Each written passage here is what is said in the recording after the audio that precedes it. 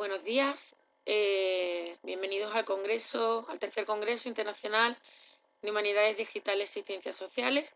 Agradezco la invitación a sus organizadores, en concreto a la coordinadora del PIE 19036 de la Universidad de Málaga, Mercedes Fernández Parada, por su invitación de nuevo en este congreso y su ingente trabajo de organización. Bien, mi intención con esta propuesta, Alejandro Magno, en la construcción de su identidad patrimonial desde un punto de vista holístico, a partir del análisis del mosaico a la batalla de Isos, como propuesta didáctica para primer curso de la ESO, pretende partir de la historia del arte como hilo conductor para conectar con otras áreas de conocimiento, sobre todo en el marco de la educación secundaria obligatoria y en el uso de la historia a partir de un medio icónico, ¿no? Como es un mosaico.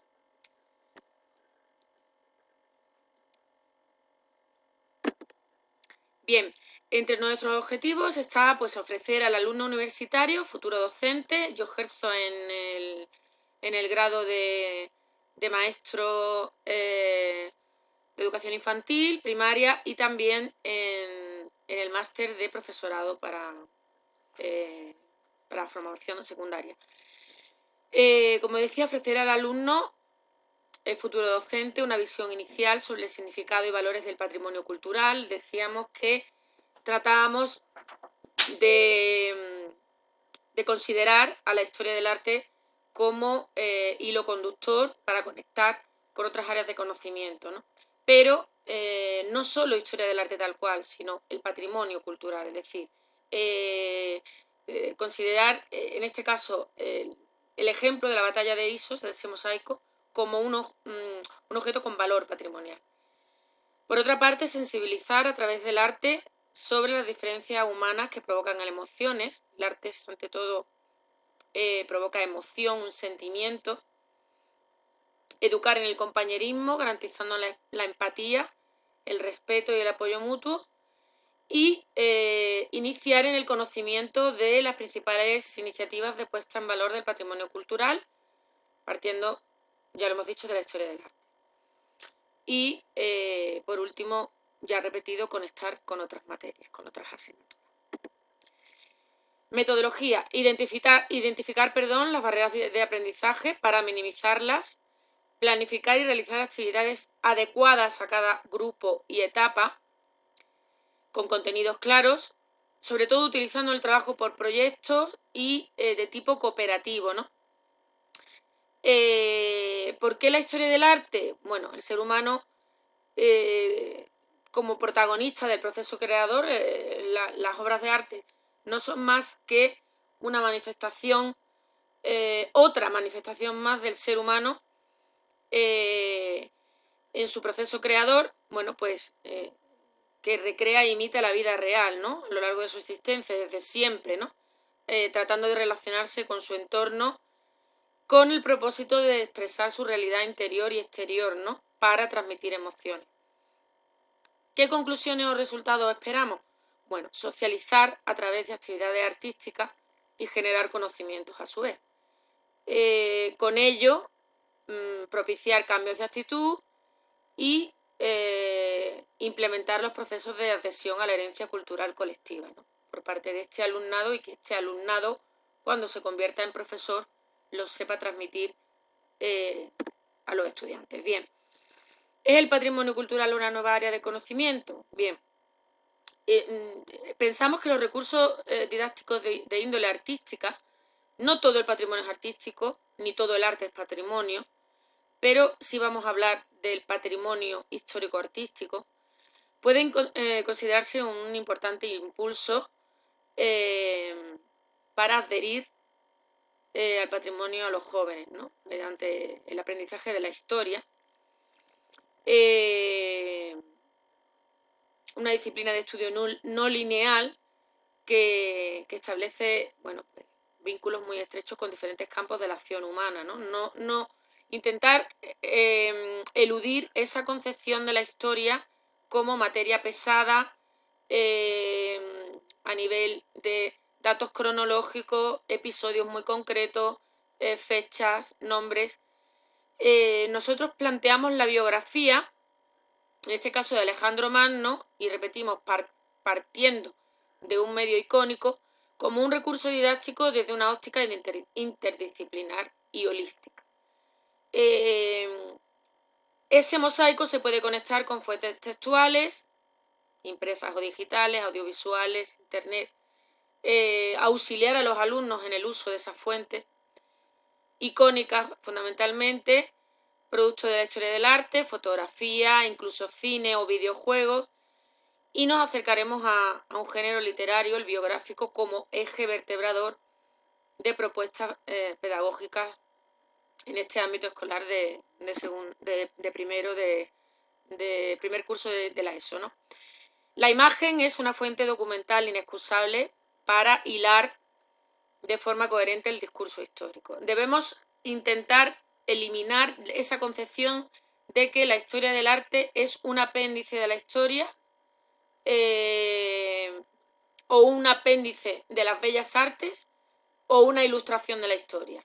Es una disciplina propia y puede hilar perfectamente, puede servir de recurso perfectamente histórico. También tenemos que tener en cuenta que no constituyen un registro completo de información por sí mismas, ¿no? Hay que tener cautela al analizar los documentos gráficos, ¿no? Para hacer historia. Es un engranaje indispensable para el estudio y la puesta al valor del patrimonio cultural, porque gran parte de los bienes tutelados son de índole artística. Y también tenemos que tener en cuenta, sobre todo debido a la temática de este congreso, perdón, que si la finalidad última de las ciencias sociales es el conocimiento del individuo en sociedad, la historia del arte, aparte de ser una disciplina humanística, puede considerarse una ciencia social, puesto que es un producto de las sociedades. Por ello requiere un tratamiento interdisciplinar.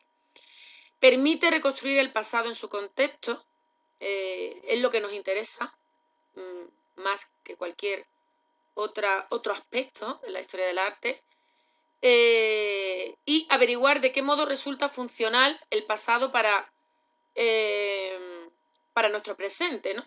Lo que significa la actualidad para los jóvenes, ¿no? A los que estamos enseñando. Que no conciban el pasado como algo muerto, como algo cerrado, que es algo inútil, ¿no? Sino que intenten comparar lo que sucedió antes con lo que está pasando ahora y saquen unas conclusiones, que sean reflexivos, que sean críticos. Por ello es necesario formar a futuros docentes con las herramientas necesarias, ¿no? Bien, ello implementará la actividad cognitiva del alumnado, posibilitando actitudes críticas y reflexivas, ¿no? Todo esto lo pueden ver, lo pueden leer más adelante en la publicación. Este es el mosaico de la batalla de Isos, donde se ve a Alejandro Magno luchando contra Darío, el rey de los persas. Los niveles de concreción de la identidad cultural de Alejandro Magno. Primero, el nivel icónico. La historia del arte hemos dicho que se ocupa del estudio de la faceta creadora del ser humano y recrea e imita la vida real, ¿no? Desde prácticamente la génesis del hombre ha sido la expresión artística una necesidad innata de los seres humanos para expresarse y comunicar a sus iguales pues, pensamientos, sentimientos, emociones, ¿no? A través de diversas fórmulas, ¿no? Por eso defendemos esta ciencia desde un enfoque histórico-sociológico. A nivel de cognición y emotividad, pues la historia del arte excita una respuesta emocional de los individuos y genera conciencia social, ¿no? Mediante esa función comunicativa, ¿no? Provoca reacciones asociadas a un pensamiento. Vygotsky diferencia varias funciones lingüísticas atribuibles a la obra de arte: expresión de emociones, contacto social, comunicación con el entorno y comprensión mutua. Otro punto sería la imagen bélica como fuente histórica, es decir, ¿qué se está representando? Una guerra, ¿no? Bueno, pues narramos la batalla de Isos, donde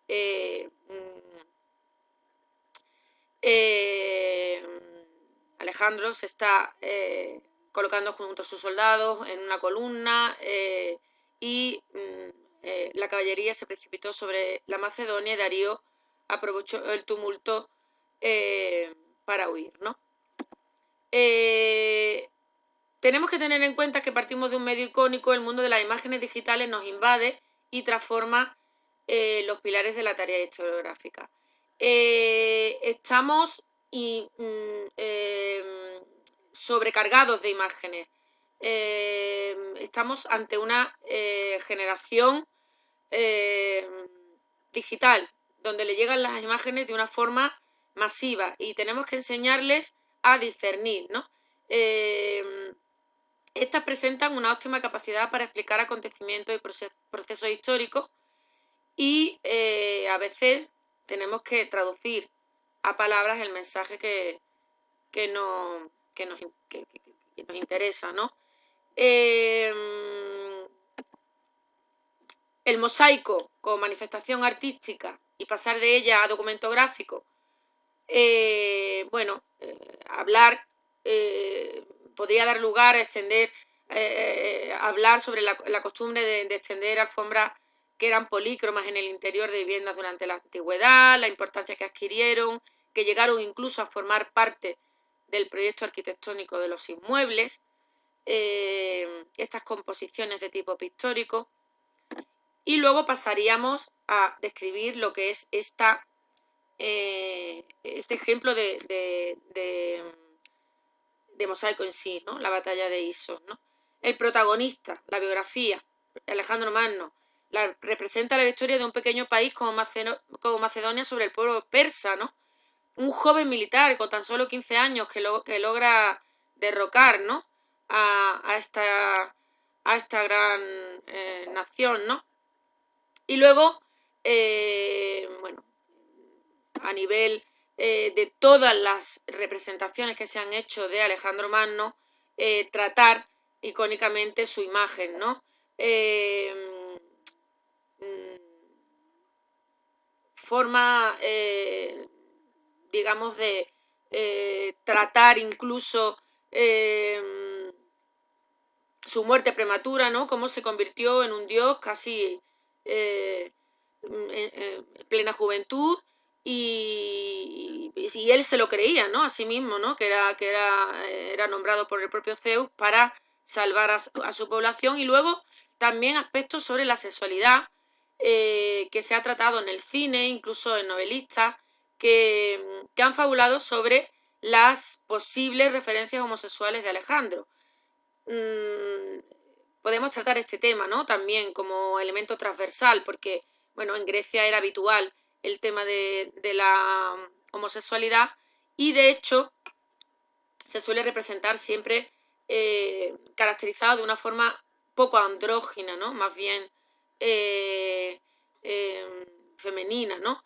Aunque estuvo casado, se constata que tuvo varias mujeres a lo largo de su vida e incluso amantes, constituyó un harén, ¿no? Bien, luego el valor patrimonial, ¿dónde se encuentra en la actualidad?